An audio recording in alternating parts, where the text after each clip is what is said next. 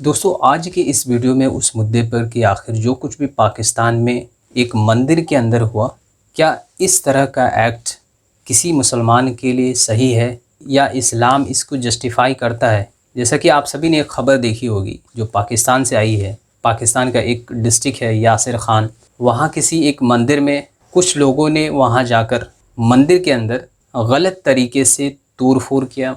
मंदिर के अंदर चीज़ों को जो है नुकसान पहुँचाया गया और एक तरह से कह ले तो किसी की बेइज्जती की गई। और इस इंसिडेंट को लेकर भारत और पाकिस्तान दोनों जगह के मुसलमानों ने ऐसे किसी भी एक्ट को जो कोई भी कर रहा है उसको एक स्ट्रांगली कंडेम किया है। जैसे पाकिस्तान के अंदर इस इंसिडेंट पर एक्शन भी लिया गया है और इस्लाम के अंदर ऐसे किसी भी एक्ट की परमिशन नहीं है। इस्लाम में अगर कोई चीज़ गलत है तो वो किसी भी सूरत में उसको सही या जस्टिफाई नहीं किया जा सकता है। यानी कि अगर इस्लाम ने ये कह दिया कि आप किसी भी मज़हब की बेइज्जती न करें, किसी भी देवी देवताओं को बुरा भला ना कहें और किसी के जो है जैसे मंदिर हो गया इन सभी को नुकसान ना पहुंचाए, तो ये कभी नहीं हो सकता कि अगर आप मुसलमान हैं तो आप अगर ऐसा कर देते हैं तो वो सही होगा।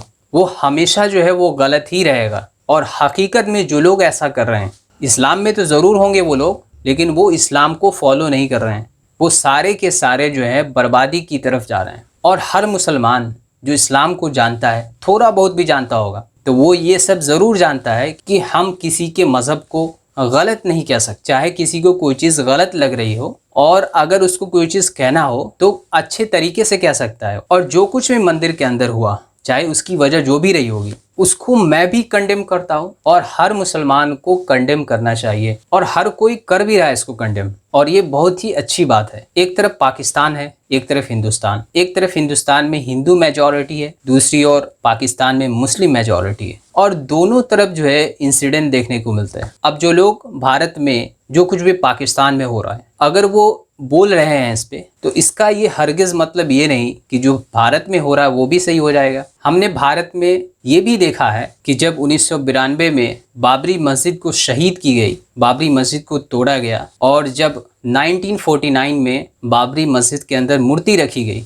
जिसको सुप्रीम कोर्ट ऑफ इंडिया ने भी माना कि उसमें गलत तरीके से मूर्ति रखी गई। और हमने यहाँ क्या देखा कि जिन्होंने बाबरी मस्जिद को गिराई वो आज तक प्राउड फील कर रहे हैं और वो ये सोच रहे हैं कि जो कुछ भी उन्होंने किया वो बहुत ही अच्छा किया, जबकि वो अंधकारे में जी रहे हैं। और हकीकत में अगर देखें तो वो अपनी मजहबी किताब को भी नहीं देखते होंगे और ऐसा ज़्यादातर देखने को मिलता ही है। बहुत ही ऐसे कम लोग होंगे जो अपनी मजहबी किताब को मानते होंगे और इनमें बहुत ही कम लोग होंगे जो अपनी मजहबी किताब को पढ़ रहे होंगे। और यही वजह है कि ऐसे इंसिडेंट भारत में भी देखने को मिलते हैं। और इसमें सिर्फ वो लोग ही नहीं जिन्होंने इसको तोड़ा और इसको शहीद किया बाबरी मस्जिद को, बल्कि जो लोग सत्ता में बैठे हुए हैं वो लोग अभी तक इसको प्राउड फील कर रहे हैं। यहाँ पे देखने वाली बात यह है कि एक तरफ आप जो इंसिडेंट पाकिस्तान में हो रहा है उसको आप कंडेम कर रहे हैं, मुसलमान तो इसको कंडेम कर ही रहा है, लेकिन वो लोग भी अगर इसको कंडेम कर रहे हैं तो ये एक सोचने वाली बात होगी। क्योंकि एक तरफ बाबरी मस्जिद को गिराकर उसको तोड़कर वहां पे मंदिर तामीर की जा रही है और एक विक्ट्री की तरह देखा जा रहा है इसको। हर वो गलत चीज जो गलत है वो हमेशा रहेगा, इसका किसी मजहब से कोई ताल्लुक नहीं। अगर किसी हिंदू मजहब के लोग ने कोई काम गलत किया होगा तो इसका मतलब ये नहीं कि वो सही हो जाएंगे, वो हमेशा गलत रहेंगे। उसी तरह अगर कोई मुसलमान गलत करेगा तो इसका मतलब ये नहीं कि इस्लाम उसको जस्टिफाई करेगा कि वो सही है, बल्कि वो तो गुनाहगार हो गया। इस्लाम इस बात से नहीं देखता है कि आपने जो गलत किया किस मजहब से ताल्लुक रख। इस्लाम तो डायरेक्ट ये देखता है कि जो चीज़ गलत है वो गलत होगी। अगर कोई मुस्लिम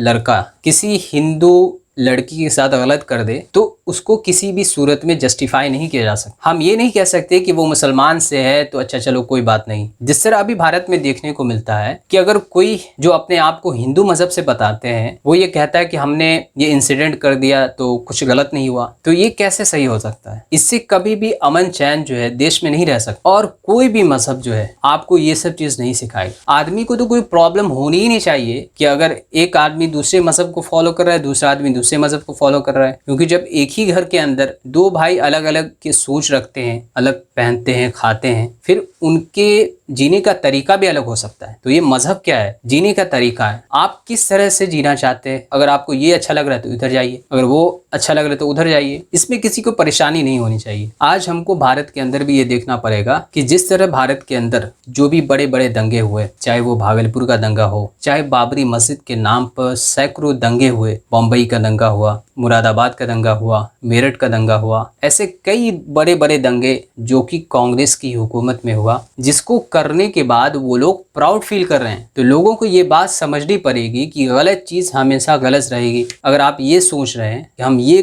कर कर अपने मजहब को एस्टेब्लिश कर रहे हैं, उसको स्प्रेड कर रहे हैं, तो वो गलत हो जाएगा। किसी भी मजहब को जोर जबरदस्ती छल कपट से नहीं किया जा सकता, नहीं फैलाया जा सकता। उसको आप किसी भी चीज को प्यार से फैलाएंगे। जब तक अगर कोई एक्सेप्ट न कर ले तब तक आप किसी को फोर्स नहीं कर सकते। लास्ट में बस इस वीडियो में यही कहना है कि ऐसे इंसिडेंट को जो है आप जस्टिफाई मत करिए, चाहे वो मुसलमान किया हो या हिंदू ने किया हो। हम सभी को ये बात दिमाग से निकालनी चाहिए कि ये सारे के सारे इंसान हैं और ये सारे के सारे एक ही आदम से बनाए गए। बाद में ये अलग अलग रास्ते पे चले गए, वो अलग बात है। इसलिए आप सभी से अपील है, दोनों साइड से ये अपील है कि अगर कुछ भारत में भी अगर ऐसा होता है और हो ही रहा है तो आप उसको भी कंडेम करिए। आप जब तक इसको खुलेआम कंडेम नहीं करेंगे, इसके खिलाफ नहीं बोलेंगे, तो ऐसी इंसिडेंट, ऐसी बुराई जो है वो नहीं ख़त्म हो सकती। आई होप कि ये बात आप सभी को समझ में आ गई होगी। मेरे इस वीडियो को लाइक कीजिए और इस चैनल को सब्सक्राइब जरूर कीजिए।